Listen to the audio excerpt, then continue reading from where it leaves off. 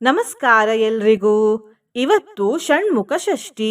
ಈ ಷಷ್ಠಿಯ ವಿಶೇಷತೆಯಂದ್ರೆ ಈ ಷಷ್ಠಿ ವೈಶಾಖ ಮಾಸದಲ್ಲಿ ಬಂದಿದೆ. ಹಾಗಾಗಿ ಈ ಷಷ್ಠಿ ತುಂಬಾ ಶಕ್ತಿಶಾಲಿಯಾಗಿದೆ. ಈ ವೈಶಾಖ ಷಣ್ಮುಖ ಷಷ್ಠಿಯಂದು ನಾವು ಷಣ್ಮುಖ ದೇವರ ಒಂದು ಶಕ್ತಿಶಾಲಿ ಮಂತ್ರವನ್ನು ಕೇಳುವ. ಈ ಮಂತ್ರವನ್ನು ಇವತ್ತು ಶ್ರದ್ಧಾಭಕ್ತಿಯಿಂದ ಬೆಳಿಗ್ಗೆ ಹಾಗೂ ಸಂಜೆ ತಲಾ 108 ಬಾರಿ ಕೇಳಿದ್ರೆ ರಾಹುಕೇತು ದೋಷ, ಸರ್ವನಾಗ ದೋಷ ಮತ್ತು ಕಾಳಸರ್ಪ ದೋಷ ಅತಿ ಶೀಘ್ರದಲ್ಲಿ ಪರಿಹಾರವಾಗ್ತವೆ. ಸರ್ವ ಕಾರ್ಯದಲ್ಲಿ ಖಂಡಿತ ವಿಜಯ ಸಿಗ್ತದೆ. ಬೇಡಿದ ವರದಾನ ಪ್ರಾಪ್ತಿಯಾಗ್ತದೆ. ಅನಾವಶ್ಯಕವಾಗಿ ಯಾರಾದ್ರೂ ಭಕ್ತರಿಗೆ ಕಾಟ ಕೊಡ್ತಿದ್ರೆ ಈ ಮಂತ್ರ ಈ ಸಮಸ್ಯೆಯನ್ನು ದೂರ ಮಾಡ್ತದೆ. ಅಷ್ಟದಿಕ್ಕುಗಳಿಂದ ರಕ್ಷಣೆ ಸಿಗ್ತದೆ. ದಿವ್ಯ ಅಂದರೆ ಆಧ್ಯಾತ್ಮಿಕ ಜ್ಞಾನವನ್ನು ಈ ಮಂತ್ರ ವೃದ್ಧಿಸ್ತದೆ ಮತ್ತು ಸ್ಟ್ರೆಸ್ ಅಂದ್ರೆ ಚಿಂತೆಯನ್ನು ಕಡಿಮೆ ಮಾಡ್ತದೆ. ಈ ಮಂತ್ರವನ್ನು ಪ್ರತಿ ಮಂಗಳವಾರ ಹಾಗೂ ಷಷ್ಠಿಯ ದಿನ ಭಕ್ತಿಯಿಂದ ಪೂರ್ತಿ 108 ಬಾರಿ ಕೇಳಿದ್ರೆ ವಿಧಿಯ ಬರಹವೇ ಬದಲಾಗ್ತದೆ. ಇವತ್ತು ಇವೆರಡು ಕೆಲಸಗಳನ್ನು ನೆನಪಿಟ್ಟುಕೊಂಡು ಮಾಡಿ. ಮೊದಲನೇದು, ಬೆಳಿಗ್ಗೆ ತಲೆ ಸ್ನಾನ ಮಾಡಿದ ನಂತರ ಷಣ್ಮುಖ ದೇವರಿಗೆ ಅರಶಿನದ ಬೊಟ್ಟನ್ನು ಇಟ್ಟು ಸಂಪಿಗೆ ಹೂವನ್ನು ಇಡಿ. ಸಂಪಿಗೆ ಹೂವು ಸಿಗದಿದ್ರೆ ಯಾವುದಾದರೂ ಒಳ್ಳೆ ಪರಿಮಳ ಇರುವ ಹೂವನ್ನು ಇಡಿ ಮತ್ತು ತುಪ್ಪದ ಆರತಿ ಮಾಡಿ. ಎರಡನೇದು, ಸುಬ್ರಹ್ಮಣ್ಯ ದೇವರ ದೇವಸ್ಥಾನಕ್ಕೆ ಹೋಗಿ 6 ಪ್ರದಕ್ಷಿಣೆ ಹಾಕಿ ಪ್ರಾರ್ಥನೆ ಮಾಡಿ ಬನ್ನಿ. ನಿನ್ನೆ ನಾನು ಕೇಳಿದ ಪ್ರಶ್ನೆ, ಆದಿಗುರು ಶಂಕರಾಚಾರ್ಯರು ಯಾವ ರಾಜ್ಯದಲ್ಲಿ ಹುಟ್ಟಿದ್ದರು ಎಂದು. ಈ ಪ್ರಶ್ನೆಗೆ ಸರಿ ಉತ್ತರ ಸಿ, ಕೇರಳ. ಸರಿ ಉತ್ತರ ಕೊಟ್ಟವರಲ್ಲಿ ಒಬ್ಬರ ಹೆಸರು ಉದಯ್ ಕುಮಾರ್. ಉದಯ್ ಕುಮಾರ್ ಅವರೇ ಭಕ್ತಿ ಮಾಡುವುದನ್ನು ಮುಂದುವರಿಸಿ ಅಂತ ಹೇಳ್ತಾ ಇವತ್ತಿನ ಪ್ರಶ್ನೆಯನ್ನು ನೋಡುವ. ಷಣ್ಮುಖ ದೇವರಿಗೆ ಎಷ್ಟು ಮುಖಗಳಿವೆ? A 6, B 7, C 8, D 9. ಈ ಪ್ರಶ್ನೆಗೆ ಸರಿ ಉತ್ತರ ಕೊಟ್ಟವರಲ್ಲಿ ಒಬ್ಬರ ಹೆಸರನ್ನು ನಾಳಿನ ವಿಡಿಯೋದಲ್ಲಿ ಹೇಳ್ತೇನೆ. ಬನ್ನಿ ಈಗ ಈ ಶಕ್ತಿಶಾಲಿ ಷಣ್ಮುಖ ಷಷ್ಠಿ ಮಂತ್ರವನ್ನು 108 ಬಾರಿ ಭಕ್ತಿಯಿಂದ ಕೇಳುವ. ಅದಕ್ಕಿಂತ ಮುಂಚೆ ಓಂ ಶ್ರೀ ಷಣ್ಮುಖಾಯ ನಮಃ ಎಂದು ಕಮೆಂಟ್ ಮಾಡಿ. ಚಾನಲಿಗೆ ಹೊಸಬ್ರಾಗಿದ್ರೆ ಚಾನಲ್ ಅನ್ನು ಸಬ್ಸ್ಕ್ರೈಬ್ ಮಾಡಿ. ಹತ್ರ ಇರುವ ಬೆಲ್ ಬಟನ್ ಪ್ರೆಸ್ ಮಾಡಿ. ಆಲ್ ಅನ್ನುವ ಆಪ್ಷನ್ ಅನ್ನು ಸೆಲೆಕ್ಟ್ ಮಾಡಿ. ವರ ಪದ್ಮಧನುಃ ಶೂಲವಜ್ರಾನ್ ವಾಮೇನ ಧಾರಿಣಂ ಗುಹಂ ಷೋಡಶ ವೇತಾನಂ ಷಣ್ಮುಖಂ ಚ ವಿಭಾವಯೇತ್. ವಜ್ರಪ್ರವಾಳ ವೈಢೂರ್ಯ ಪ್ರತ್ಯುಕ್ತ ಮುಕುಟಾನ್ವಿತಂ ಪೀತಾಂಬರ ವಿಭೂಷಾಢ್ಯಂ ದಿವ್ಯಗಂಧಾನುಲೇಪನಂ. ವರ ಪದ್ಮಧನುಃ ಶೂಲವಜ್ರಾನ್ ವಾಮೇನ ಧಾರಿಣಂ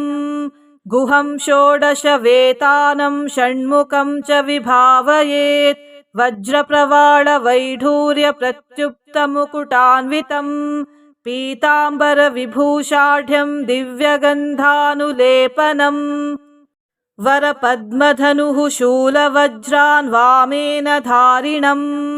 ಗುಹಂ ಷೋಡಶ ವೇತಾನಂ ಷಣ್ಮುಖಂ ಚ ವಿಭಾವಯೇತ್. ವಜ್ರಪ್ರವಾಳ ವೈಢೂರ್ಯ ಪ್ರತ್ಯುಕ್ತ ಮುಕುಟಾನ್ವಿತಂ ಪೀತಾಂಬರ ವಿಭೂಷಾಢ್ಯಂ ದಿವ್ಯಗಂಧಾನುಲೇಪನಂ.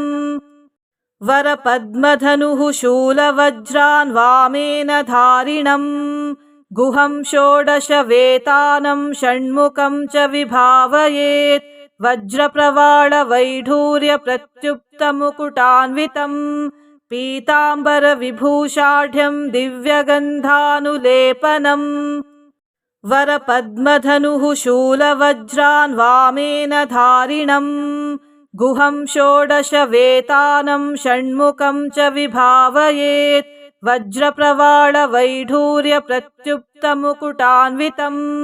ಪೀತಾಂಬರ ವಿಭೂಷಾಢ್ಯಂ ದಿವ್ಯಗಂಧಾನುಲೇಪನಂ.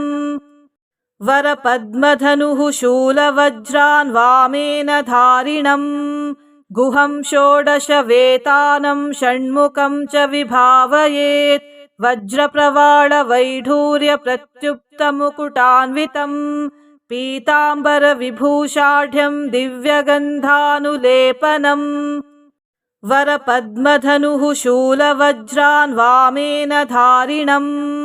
गुहं षोडशवेतानं षण्मुखं च विभावयेत् वज्रप्रवालवैढूर्यप्रत्युक्तमुकुटान्वितं पीताम्बरविभूषाढ्यं दिव्यगन्धानुलेपनम् वरपद्मधनुः शूलवज्रान् वामेन धारिणम्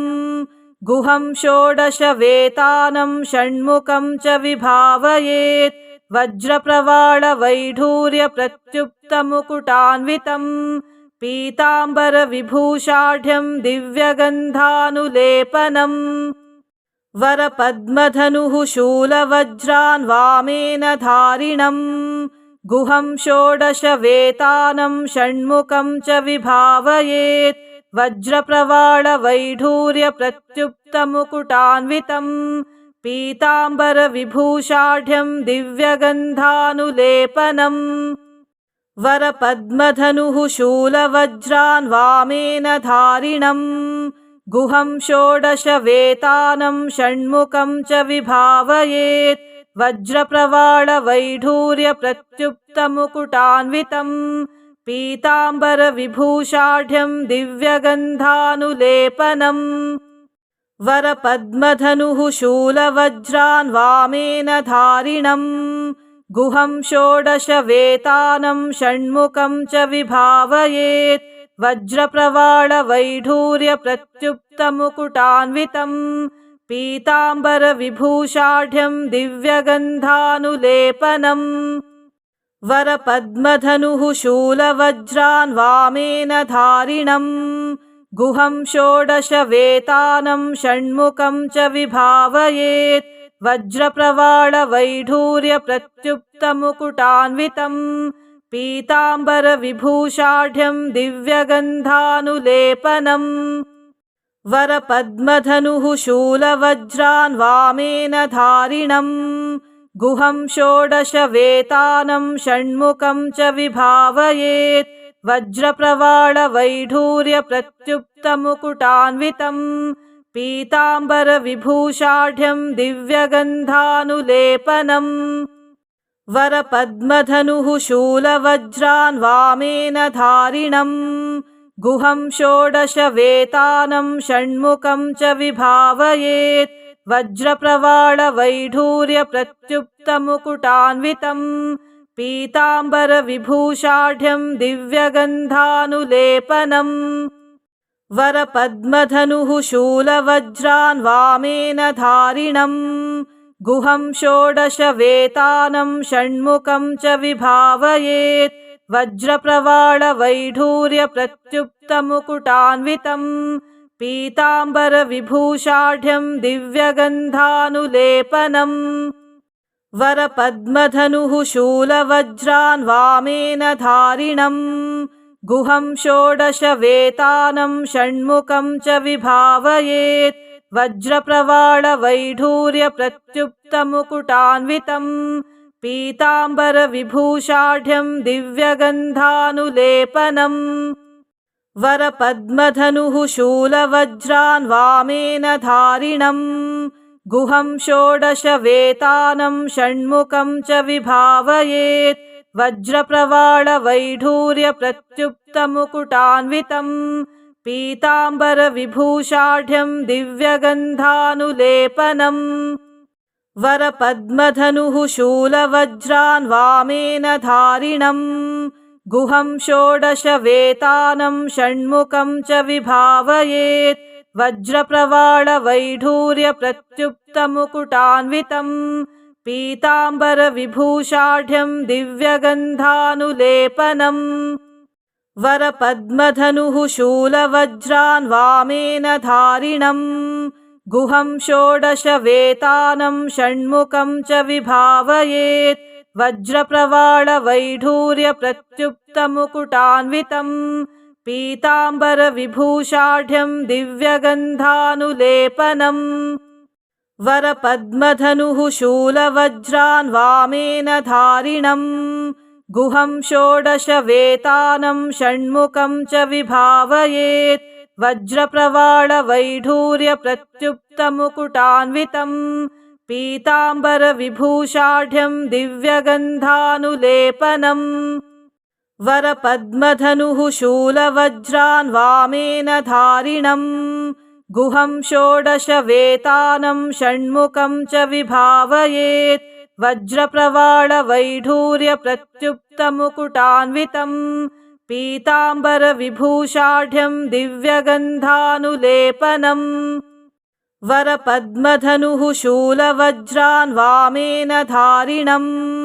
गुहं षोडशवेतानं षण्मुखं च विभावयेत् वज्रप्रवालवैढूर्यप्रत्युक्तमुकुटान्वितं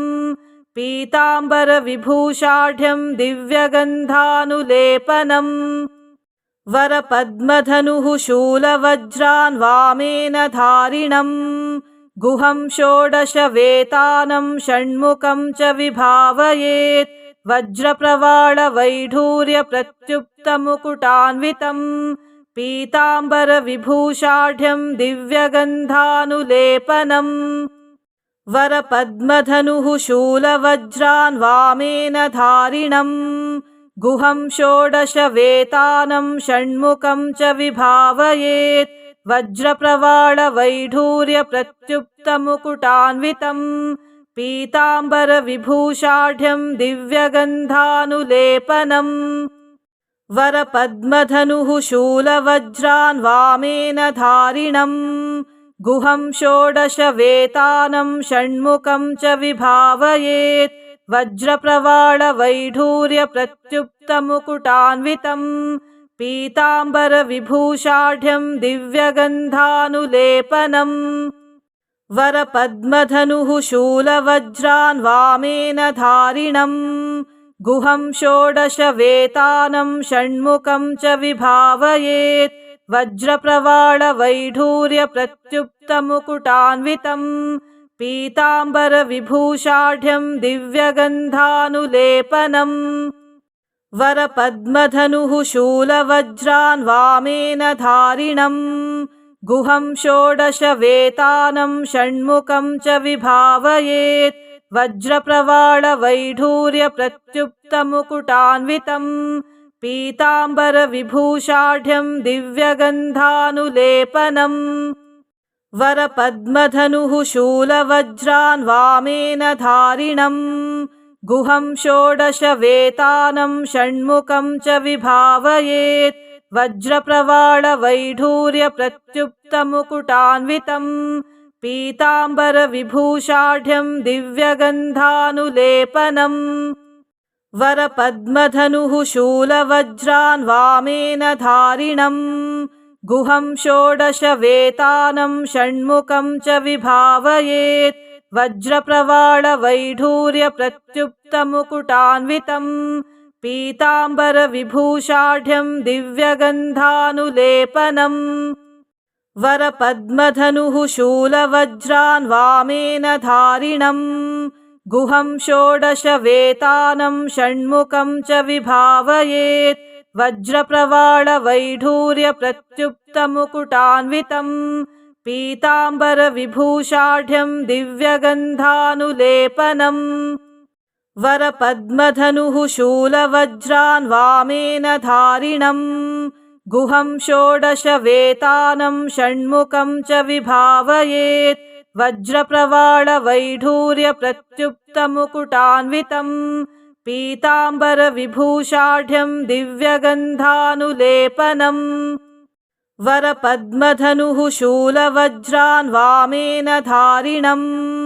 गुहं षोडशवेतानं षण्मुखं च विभावयेत् वज्रप्रवालवैढूर्यप्रत्युक्तमुकुटान्वितं पीताम्बरविभूषाढ्यं दिव्यगन्धानुलेपनम् वरपद्मधनुः शूलवज्रान् वामेन धारिणम्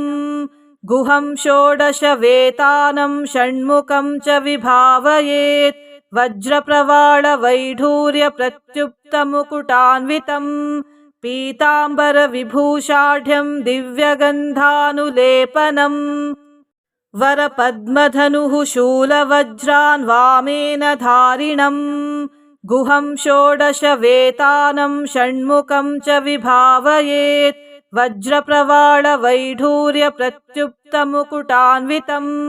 पीताम्बरविभूषाढ्यं दिव्यगन्धानुलेपनम्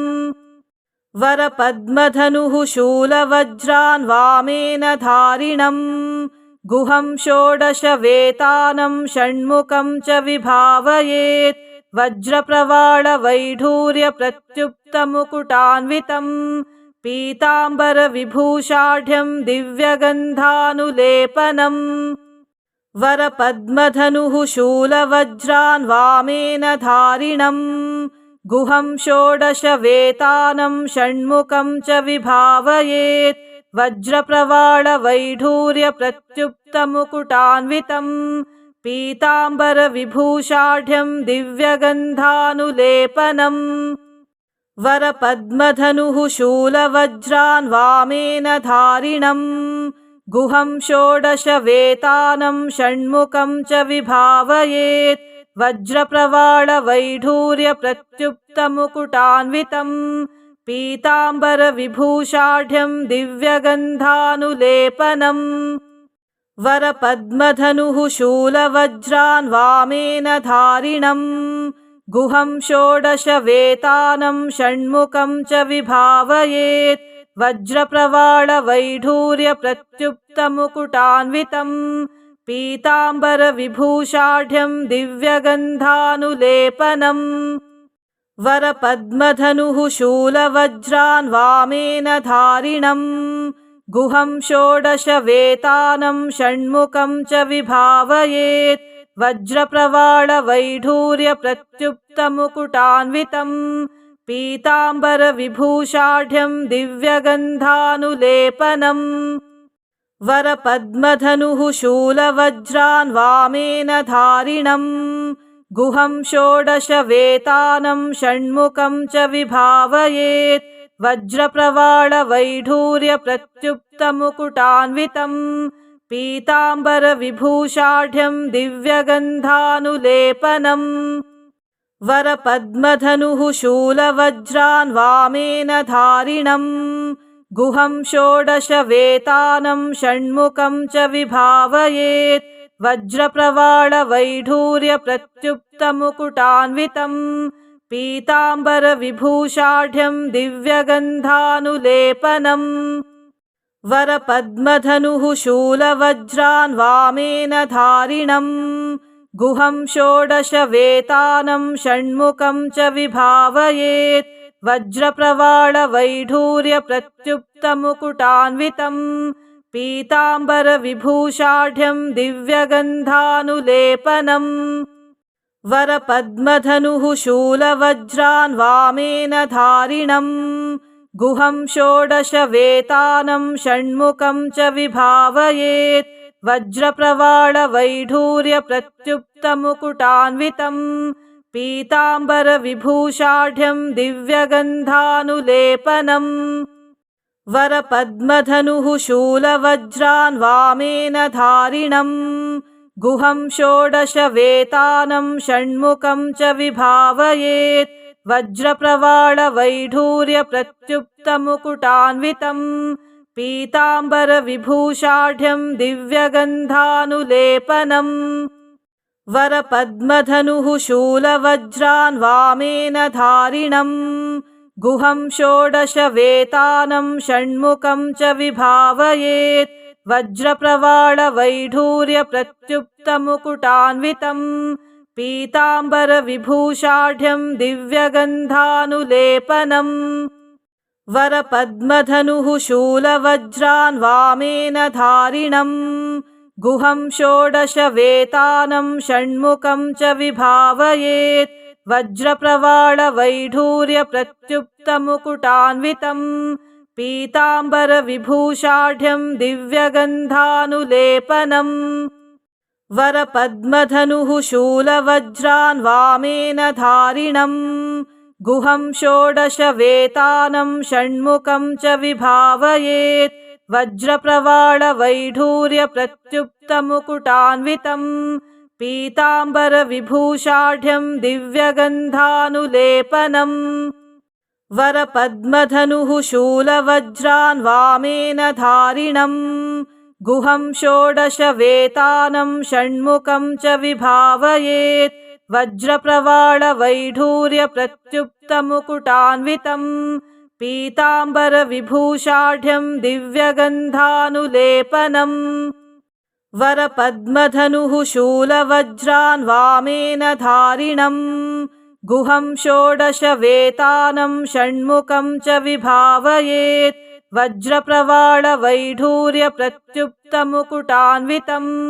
पीताम्बरविभूषाढ्यं दिव्यगन्धानुलेपनम् वरपद्मधनुः शूलवज्रान् वामेन धारिणम्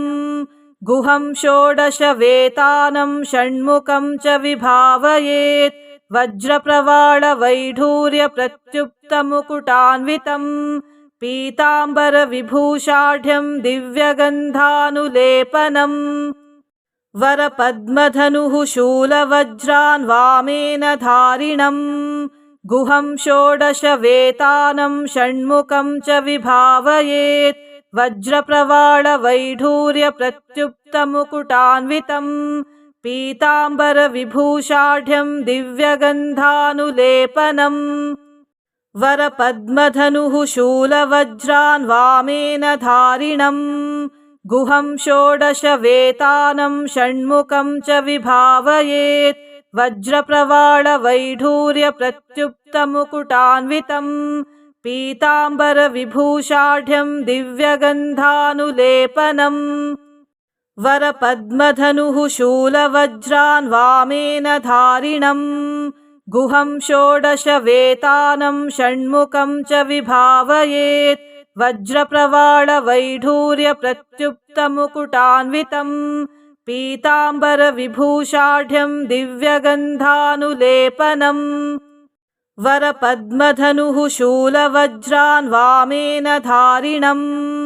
गुहं षोडशवेतानं षण्मुखं च विभावयेत् वज्रप्रवाळवैढूर्यप्रत्युक्तमुकुटान्वितं पीताम्बरविभूषाढ्यं दिव्यगन्धानुलेपनम् वरपद्मधनुः शूलवज्रान् वामेन धारिणम् गुहं षोडशवेतानं षण्मुखं च विभावयेत् वज्रप्रवाळवैढूर्यप्रत्युक्तमुकुटान्वितं पीताम्बरविभूषाढ्यं दिव्यगन्धानुलेपनम् वरपद्मधनुः शूलवज्रान् वामेन धारिणम् गुहं षोडशवेतानं षण्मुखं च विभावयेत् वज्रप्रवाळवैढूर्यप्रत्युक्तमुकुटान्वितं पीताम्बरविभूषाढ्यं दिव्यगन्धानुलेपनम् वरपद्मधनुः शूलवज्रान् वामेन धारिणम्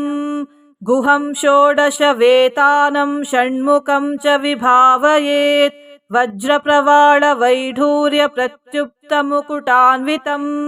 पीताम्बरविभूषाढ्यं दिव्यगन्धानुलेपनम्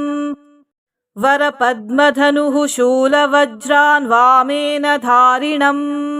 गुहं षोडशवेतानं षण्मुखं च विभावयेत् वज्रप्रवाळवैढूर्यप्रत्युक्तमुकुटान्वितं पीताम्बरविभूषाढ्यं दिव्यगन्धानुलेपनम् वरपद्मधनुः शूलवज्रान् वामेन धारिणम् गुहं षोडशवेतानं षण्मुखं च विभावयेत् वज्रप्रवाळवैढूर्यप्रत्युक्तमुकुटान्वितं पीताम्बरविभूषाढ्यं दिव्यगन्धानुलेपनम् वरपद्मधनुः शूलवज्रान् वामेन धारिणम् गुहं षोडशवेतानं षण्मुखं च विभावयेत् वज्रप्रवाळवैढूर्यप्रत्युक्तमुकुटान्वितं पीताम्बरविभूषाढ्यं दिव्यगन्धानुलेपनम्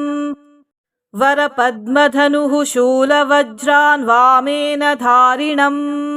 गुहं षोडशवेतानं षण्मुखं च विभावयेत् वज्रप्रवाळवैढूर्यप्रत्युक्तमुकुटान्वितं पीताम्बरविभूषाढ्यं दिव्यगन्धानुलेपनम् वरपद्मधनुः शूलवज्रान् वामेन धारिणम् गुहं षोडशवेतानं षण्मुखं च विभावयेत् वज्रप्रवालवैढूर्यप्रत्युक्तमुकुटान्वितं पीताम्बरविभूषाढ्यं दिव्यगन्धानुलेपनम् वरपद्मधनुः शूलवज्रान् वामेन धारिणम् गुहं षोडशवेतानं षण्मुखं च विभावयेत् वज्रप्रवालवैढूर्यप्रत्युक्तमुकुटान्वितं पीताम्बरविभूषाढ्यं दिव्यगन्धानुलेपनम् वरपद्मधनुः शूलवज्रान् वामेन धारिणम् गुहं षोडशवेतानं षण्मुखं च विभावयेत् वज्रप्रवालवैढूर्यप्रत्युक्तमुकुटान्वितं पीताम्बरविभूषाढ्यं दिव्यगन्धानुलेपनम् वरपद्मधनुः शूलवज्रान् वामेन धारिणम् गुहं षोडशवेतानं षण्मुखं च विभावयेत् वज्रप्रवालवैढूर्यप्रत्युक्तमुकुटान्वितं पीताम्बरविभूषाढ्यं दिव्यगन्धानुलेपनम्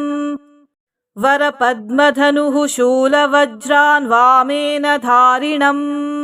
गुहं षोडशवेतानं षण्मुखं च विभावयेत् वज्रप्रवालवैढूर्यप्रत्युक्तमुकुटान्वितं पीताम्बरविभूषाढ्यं दिव्यगन्धानुलेपनम् वरपद्मधनुः शूलवज्रान् वामेन धारिणम् गुहं षोडशवेतानं षण्मुखं च विभावयेत् वज्रप्रवालवैढूर्यप्रत्युक्तमुकुटान्वितं पीताम्बरविभूषाढ्यं दिव्यगन्धानुलेपनम्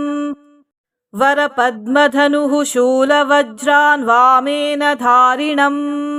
गुहं षोडशवेतानं षण्मुखं च विभावयेत् वज्रप्रवालवैढूर्यप्रत्युक्तमुकुटान्वितं पीताम्बरविभूषाढ्यं दिव्यगन्धानुलेपनम् वरपद्मधनुः शूलवज्रान् वामेन धारिणम् गुहं षोडशवेतानं षण्मुखं च विभावयेत् वज्रप्रवालवैढूर्यप्रत्युक्तमुकुटान्वितं पीताम्बरविभूषाढ्यं दिव्यगन्धानुलेपनम्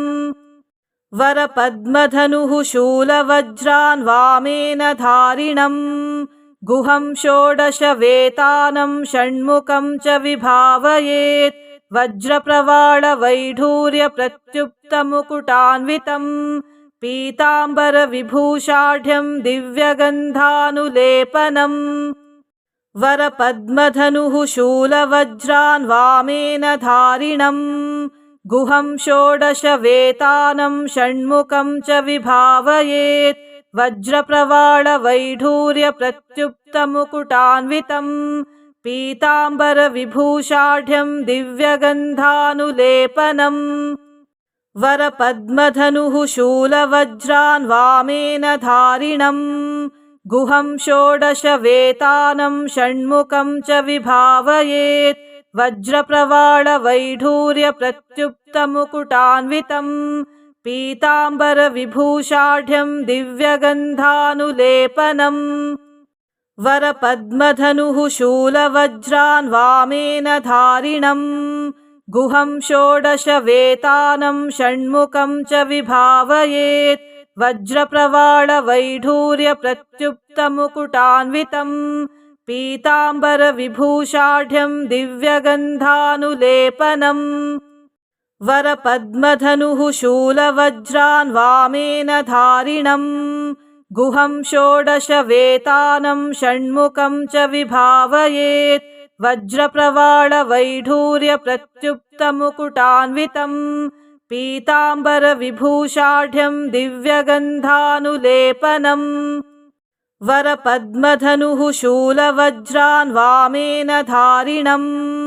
गुहं षोडशवेतानं षण्मुखं च विभावयेत् वज्रप्रवालवैढूर्यप्रत्युक्तमुकुटान्वितं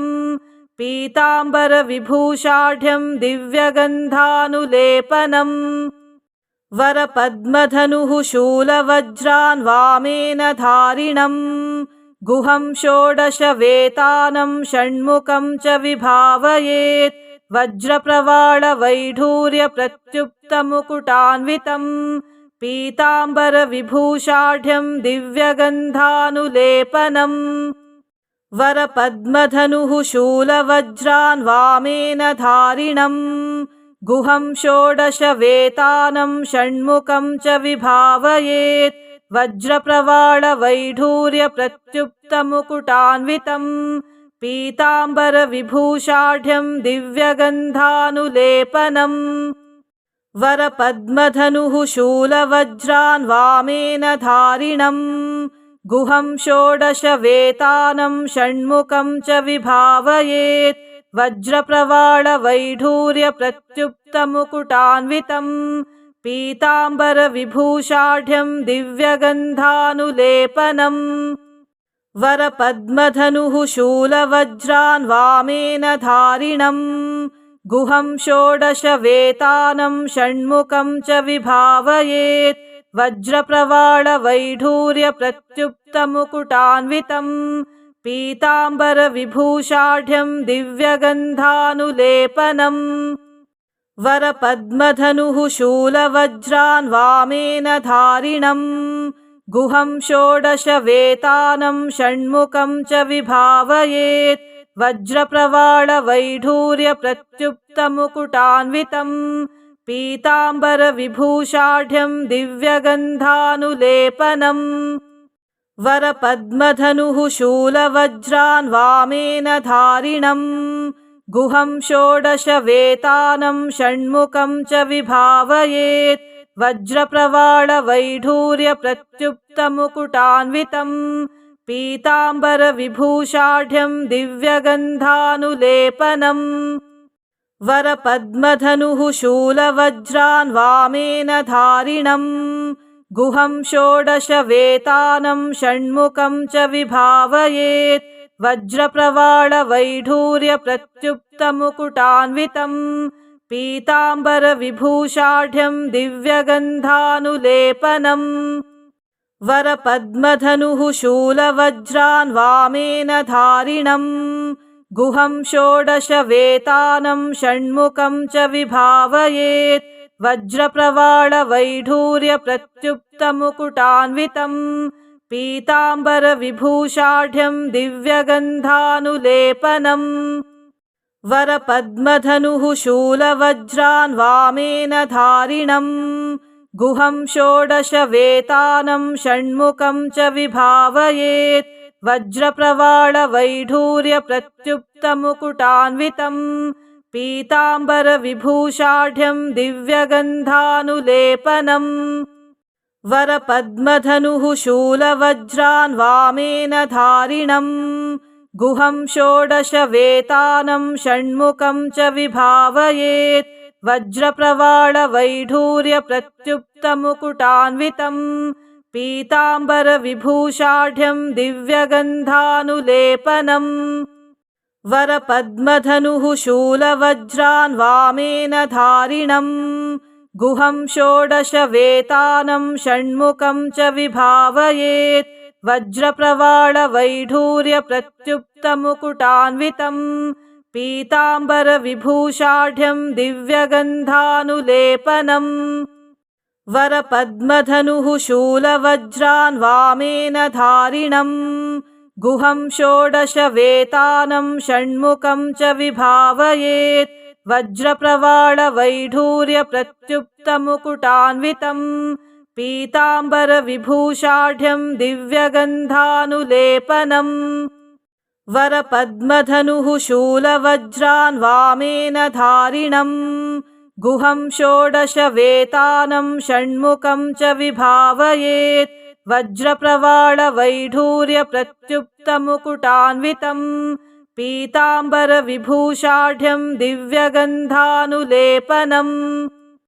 वरपद्मधनुः शूलवज्रान् वामेन धारिणम् गुहं षोडशवेतानं षण्मुखं च विभावयेत् वज्रप्रवालवैढूर्यप्रत्युक्तमुकुटान्वितं पीताम्बरविभूषाढ्यं दिव्यगन्धानुलेपनम् वरपद्मधनुः शूलवज्रान् वामेन धारिणम् गुहं षोडशवेतानं षण्मुखं च विभावयेत् वज्रप्रवालवैढूर्यप्रत्युक्तमुकुटान्वितं पीताम्बरविभूषाढ्यं दिव्यगन्धानुलेपनम् वरपद्मधनुः शूलवज्रान् वामेन धारिणम् गुहं षोडशवेतानं षण्मुखं च विभावयेत् वज्रप्रवालवैढूर्यप्रत्युक्तमुकुटान्वितं पीताम्बरविभूषाढ्यं दिव्यगन्धानुलेपनम् वरपद्मधनुः शूलवज्रान् वामेन धारिणम् गुहं षोडशवेतानं षण्मुखं च विभावयेत् वज्रप्रवालवैढूर्यप्रत्युक्तमुकुटान्वितं पीताम्बरविभूषाढ्यं दिव्यगन्धानुलेपनम् वरपद्मधनुः शूलवज्रान् वामेन धारिणम् गुहं षोडशवेतानं षण्मुखं च विभावयेत् वज्रप्रवालवैढूर्यप्रत्युक्तमुकुटान्वितं पीताम्बरविभूषाढ्यं दिव्यगन्धानुलेपनम् वरपद्मधनुः शूलवज्रान् वामेन धारिणम् गुहं षोडशवेतानं षण्मुखं च विभावयेत् वज्रप्रवालवैढूर्यप्रत्युक्तमुकुटान्वितं पीताम्बरविभूषाढ्यं दिव्यगन्धानुलेपनम् वरपद्मधनुः शूलवज्रान् वामेन धारिणम् गुहं षोडशवेतानं षण्मुखं च विभावयेत् वज्रप्रवालवैढूर्यप्रत्युक्तमुकुटान्वितं पीताम्बरविभूषाढ्यं दिव्यगन्धानुलेपनम् वरपद्मधनुः शूलवज्रान् वामेन धारिणम् गुहं षोडशवेतानं षण्मुखं च विभावयेत् वज्रप्रवालवैढूर्यप्रत्युक्तमुकुटान्वितं पीताम्बरविभूषाढ्यं दिव्यगन्धानुलेपनम् वरपद्मधनुः शूलवज्रान् वामेन धारिणम् गुहं षोडशवेतानं षण्मुखं च विभावयेत् वज्रप्रवालवैढूर्यप्रत्युक्तमुकुटान्वितं पीताम्बरविभूषाढ्यं दिव्यगन्धानुलेपनम् वरपद्मधनुः शूलवज्रान् वामेन धारिणम् गुहं षोडशवेतानं षण्मुखं च विभावयेत् वज्रप्रवालवैढूर्यप्रत्युक्तमुकुटान्वितं पीताम्बरविभूषाढ्यं दिव्यगन्धानुलेपनम् वरपद्मधनुः शूलवज्रान् वामेन धारिणम् गुहं षोडशवेतानं षण्मुखं च विभावयेत् वज्रप्रवालवैढूर्यप्रत्युक्तमुकुटान्वितं पीताम्बरविभूषाढ्यं दिव्यगन्धानुलेपनम् वरपद्मधनुः शूलवज्रान् वामेन धारिणम् गुहं षोडशवेतानं षण्मुखं च विभावयेत् वज्रप्रवालवैढूर्यप्रत्युक्तमुकुटान्वितं पीताम्बरविभूषाढ्यं दिव्यगन्धानुलेपनम् वरपद्मधनुः शूलवज्रान् वामेन धारिणम् गुहं षोडशवेतानं षण्मुखं च विभावयेत् वज्रप्रवालवैढूर्यप्रत्युक्तमुकुटान्वितं पीताम्बरविभूषाढ्यं दिव्यगन्धानुलेपनम् वरपद्मधनुः शूलवज्रान् वामेन धारिणम् गुहं षोडशवेतानं षण्मुखं च विभावयेत् वज्रप्रवालवैढूर्यप्रत्युक्तमुकुटान्वितं पीताम्बरविभूषाढ्यं दिव्यगन्धानुलेपनम् वरपद्मधनुः शूलवज्रान् वामेन धारिणम्